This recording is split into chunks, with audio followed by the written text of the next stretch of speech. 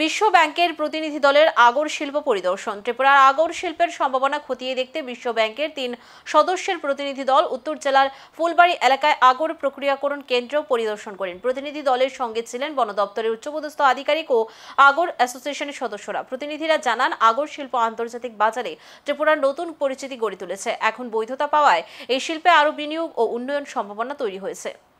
World ব্যাংকের team একজন Bolivia America থেকে আসছেন, আর একজন ইটালি থেকে আসছেন, আর ছিলেন আমাদের ওয়ার্ল্ড ব্যাংকের একজন প্রতিনিধি ইন্ডিয়ান। ওরা ফরেস্ট ডিপার্টমেন্টের সহযোগিতায় আমাদের ত্রিপুরা রাজ্যের সরকারের সাথে ওয়ার্ল্ড ব্যাংকের একটা মিটিং হয়েছে গতকাল আগরতলায়।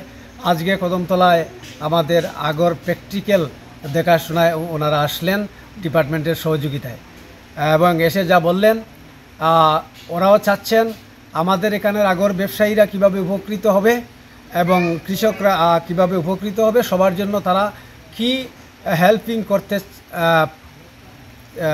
পারেন আমাদের কাছ থেকে তারা পরামর্শ নিলেন। বলবো সবাইকে মিলে আগর ব্যবসায় যারা উন্নতি লাভ করতে পারে, কৃষক বলেন ব্যবসায়ী বলেন, এটাই ছিল আজকের মূল বিষয়। ফান্ডের জন্য কথাবার্তা হয়েছে যে ফান্ড যদি তারা ইউটিলাইজড করে আমাদের জন্য, আমরা কিভাবে এটা ব্যবহার করব, কি খাতে ব্যবহার করব। আমরা বলেছি যে আমাদের এখানে অনেক ব্যবসায়ীরা আছে যারা ফান্ডিংয়ের কারণে মালগুলো আদামাদা অবস্থায় হুজাইয়ে বিক্রি করছে, ফাইনাল করতে পারছে না। অথচ সব ব্যবসায়ীরা বুঝতে পারছে যে ফাইনাল করে যদি আমাদের এখান থেকে বিক্রি করে তাহলে অনেক বেশি মূল্য পাবে।